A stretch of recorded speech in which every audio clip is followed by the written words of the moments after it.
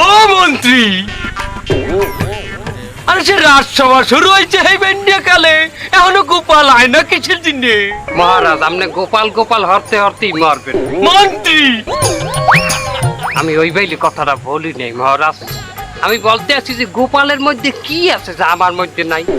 আমাকে বলেন কি লাগবে আপনার? পার্থক্য আছে মন্ত্রী মশাই। কি পার্থক্য আছে সভাকবি কও? রাজসভা শুরু করতে গোপালের নেই জুড়ি, মন্ত্রীর পেট পিঠের সাথে গোপালের বড় ভুড়ি। লাথি মারমু কবি, সভা কবি লাথি মারমু। এই থামো তোমরা। আচ্ছা মন্ত্রী, গোপাল হাঙ্গারাই তোমার কি হারে, যার কারণে বেন্ডি কালে রাজসভায় আইতে গোপালের দেরি হয়? তো গোপাল মনে হয় আঙ্গারায় জুয়া খেলে। কথা সত্য না হইতে পারে। মহারাজ, মোর মনে হয় গোপাল হাঙ্গারায় ঘুমাইতে পারে না। ঘুম ছিল না দুটি চোখের পাতায়। এই থামা তুই, সভা কবি। ঘুম ছিল না চোখের পাতায়, আর তোমার কথা হয়। বলো বলা, তোমার কথা হয়। তুমি বিজ্ঞানী মানুষ, তুমি বিজ্ঞান নিয়ে পড়ে থাকবা। গোপাল ঘুম হয়নি রাত্রি, তা তুমি জানলে কি? হ্যাঁ, তুমি কি গোপালের বউ নাকি তুমি গোপালের বাচ্চা ছৌ? বললো বাড়া, গোপালের রাত্রি ঘুম হয় না, তা আমার কাছ থেকে একটা সালসা খালি তো হয়। তোমার ওই কচুর গাড়ি সেচা শালসা। সারা মানে কিন্তু বিজ্ঞানী, দাড়ি মোজ পায়ে গেছে, এনে তোমার আজকেল ভালো না। রাত সবাই বসে কি কথা করতে হয় বোঝো না? থামো তোমরা, আমি কত টেনশনে আছি। আচ্ছা সভাকবি, তুমি একটা কবিতা কও দেখি, আমার মনোরঞ্জন করো। রাজসভায় দেরি করে মোদির গোপাল ভার, রাজা মশাই গাবি হলে গোপাল হবে সার। সভাকবি, এটা লাথি মার, আরে লাথি মার। মহারাজ, আপনি মূর্খদের কথায় কান দিবেন না তো। আমার মনে হচ্ছে গোপাল আসতেছে। গোপাল আইতে আছে, এটা তুমি কেমনে জানলা রাজ পণ্ডিত? মহারাজ, আমি কি, আমি পণ্ডিত? আমি যদি জ্ঞানী না হতাম, আমি যদি গাদাই হতাম, তাহলে তো আমি এই রাজ্যের রাজাই হতাম। হ্যাঁ, এটা তুমি ঠিক কথা কইছো, রাজ পণ্ডিত। মূর্খের মতো চেঁচাবেন না রাজা মশাই। আমি তো টের পাচ্ছি গোপাল আসতেছে। ওই যে পা ঘুষে ঘুষে খড়ং পায়ে দিয়ে আসতেছে, আমি তো টের পাচ্ছি।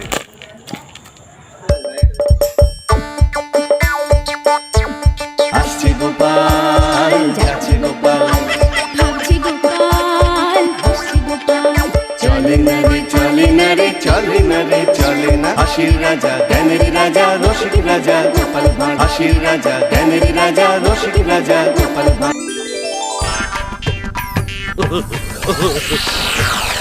হালার পর হালায় আইছে। গোপাল, রোজ রোজ তুমি এই রাজসভায় দেরি করিয়াও, কিচ্ছু কই না। তারা আজ কেন দেরি হয়েছে হেঁটে কও?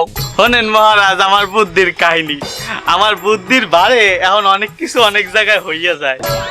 কালকে রাইতে ঘুমাইছি, ঘুমের ঘরে স্বপ্নে দেখি আমি ছোট করে গেছি, ছোটটা করতে ছোট করে গেছি করছি, কিন্তু বেন্যাকালে ঘুম দুইটা দিয়ে ওটা বিছনা হইয়া গেছে। তারপর মহারাজ হনেন গিন্নি টের পাওয়ার আগে আমি খাতা কাপড়টি ধুইয়া হইয়া হুগাইয়া পরে ধুইয়াইছি, যাতে গিন্নি টের না পায়। মহারাজ, আপনি এই ভুটকুর কথা বিশ্বাস করবেন না। ওই মিথ্যা সিটটা বানাইছে নাই কথা কয়। মহারাজ আপনি আমার কথা বাদ দেন। আমার কালে দেখেইলাম মুর্শিদাবাদের নবাব আইতে আছে, এর যে রাগ, এই রাস্তায় যে আরে ভাই আরে একটু কিল দেয়। ও মন্ত্রী, এই নবাব আবার এই সময় এই কৃষ্ণনগরে কেন? এটা আমি কি করি কম, এটা আপনার গোপাল আব্বার জিজ্ঞেন। মন্ত্রী, না মানে টোটকা গোপালের গোপাল বারের জিজ্ঞেন। কিরে কৃষ্ণচন্দ্র, ওটা লাগবে না, বসো। চারিপাশের রাজ্য থেকে তোমার রাজ্যের যে দ্রব্যমূল্যের যে দাম, সেটা কি তুমি জানো? কত বাড়িছো খোঁজ রাখো তুমি? হন বটা কটা, এ রাজ্যের প্রত্যেকটা ব্যবসায়ীকে বললে দিবি যে জিনিসপাতির দাম জানো এক টাকাও না কমে। যে মন্ত্রী মশাই যে দাম নির্ধারণ করিয়ে দিয়েছে সেই দামই যেন বেচা কিনা করে, ঠিক আছে? মন্ত্রী মশাই, আপনি যে দাম নির্ধারণ করছেন ওই দাম তো মেলা বেশি, তো ওই দামে আমরা কেমনি কিনে খাবো? আমাকেও তো কিনে খাওয়া লাগবে। রে মাউগরপু, কোনোদিন একটা জিনিস কিন গিয়ে খাইছো? আয় হে মাউগরপু, করো দেই চুরি। তো চুরি করে খাই, ওটার দাম বেশি না? তো দাম তো বেশি। মন্ত্রী মশাই এইভাবে বলবেন না। আপনার নুন খাই ঠিক আছে, নেমো খার আমি তো কোনোদিন করিনি। কতবার কেলানি খাইছি আপনার জন্য, জেলেও গেছি কতবার। তা জেল দিয়ে ছাড়াইছে কেটা? জেলে তো আপনার জন্যই গেছি। ছাড়াইছে কেটা? আপনার জন্যই তো জেলে গেছি। ছাড়াইছে কেটা? ছাড়াইছে কেটা? আপনিই ছাড়াইছেন। আপনি ছাড়াইছেন। যা প্রত্যেককে কই দিবি যে মন্ত্রী যে দাম নির্ধারণ করছে ওই দামে যেন বেচা কিনে করে, আর মন্ত্রী এসে টাকা কালেকশন করে নেবেন। আচ্ছা মন্ত্রী মশাই, ওই কালেকশনের যে টাকার ব্যাপারটা ওইটা কি আমরা দুজনই উঠাবো তো নাকি? আমি চোরের দিয়ে টাকা কালেকশন করতে দেই না, চোরের দিয়ে টাকা কালেকশন করতে দিব আমি। তা মন্ত্রী মশাই ওরে বিশ্বাস না হলে আমারে দেন, আমি কালেকশন করি। মাউয়ার পো তুই একটা বেশি উজাইছো, তুমি গণ কথা কও। এই বড় ওরে লই যা, যাওয়ার সামনে সরা আপনি যে মার দেন চুরি করে ধরা খাই ওই মার খাই আমি। জয় মন্ত্রী মশাই জয়।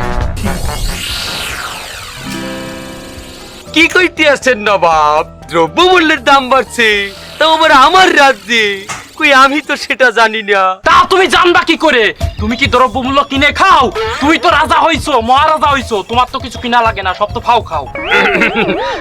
নবাব, সত্যিই কি আমাগো কৃষ্ণনগরের দ্রব্যমূল্যের দাম বাড়ি গেছে? এখন ওরে পিটিতে ইচ্ছে করে না উজির। জাহাপানা, হাত থাকতে মুখ দিয়ে কেন মারতেছেন? 2 ঘা দেন, তারপরে কথা বলেন। না থাক, শোনো কৃষ্ণচন্দ্র, দ্রব্যমূল্যের এই দাম যদি তুমি কমাতে না পারো, তোমার আমি কল্লা আলাদা করব, আর তোমার ওই বডিটা আমি শুলে চড়াবো। তোমারে মাত্র 1 মাস টাইম দিলাম আমি। জাহাপানা, আপনি 60-60টা রাজ্যের একজন নবাব, আপনি তারে 1 মাস সময় দিয়ে আপনি নিজেই ছোট হচ্ছেন। আপনি বলেন কেন যে আপনি নবাব? আপনি ওনারে 15 দিনের সময় দেন। বুঝি তুমি ঠিক বলিস কৃষ্ণচন্দ্র, তোমার মাত্র 15 দিন সময় দিলাম, এর ভিতরে তুমি দ্রব্যমূল্যের দাম কমাবা, নাইলে কিন্তু তোমারে আমি আগে যা বলেছি তাই। না হলে রাজ্য আমার। বিজনেস করতে হলে টাকা পকেটে রাখতে হবে, এমনি অল্প টাকা দিয়ে বিজনেস করতে হবে। ও গোপাল, নবাব কি কই গেছো হনছো? তার এখন আমরা কি দিয়ে কি করবো কও?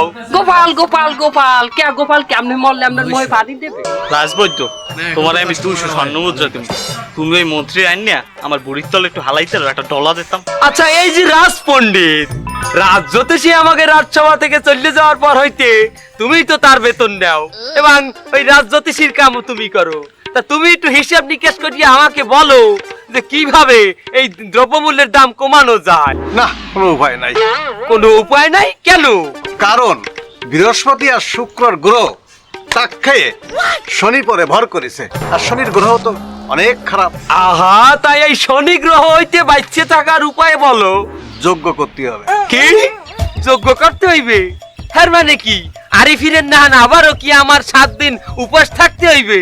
না না না না, আরিফির 7 দিন উপোস থাকিয়া আমার প্যান মাজায় ডহি লইয়ে গেছিলে, তার আরে আমি লাভ দিয়ে ঘোড়ায় উঠছি, কিন্তু আমার প্যান আর রোডে নাই আমার লগে। এই প্যান রই গেছে ঘোড়ার পায়ের লগে, তারপর আবার এই শয়তান নিয়ে ঘোড়া আমারে ওই অবস্থায় লইয়া দৌড়াইয়ে বাজারের মধ্যে চলে গেছিলে। ওই দৃশ্য আমি নিজের চোখে দেখছি, দেখার সাথে সাথে এই রাজ্যের চিত্রকরকে বলাইয়া আমি একটা চিত্র অঙ্কন করে রাখছি, একটি ল্যাংড়া ঘোড়ার উপরে একটি ল্যাংড়া রাজা বসা।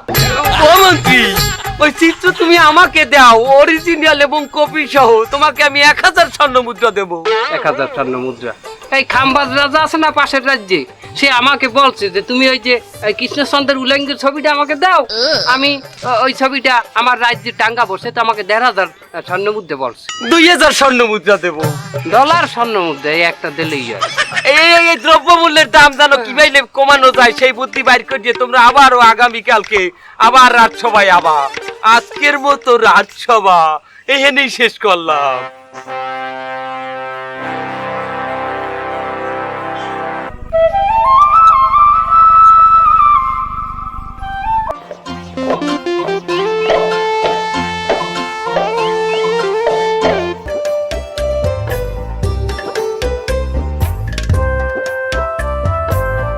এই বুঝলি গোটা? হ্যাঁ দাদা, শুনলাম আজকাল রাজবদ্দিন নাকি রাজদরবারে কোনো বেইল নেই, কেউ গনে টনে না তারে। বেল থাকবে কি?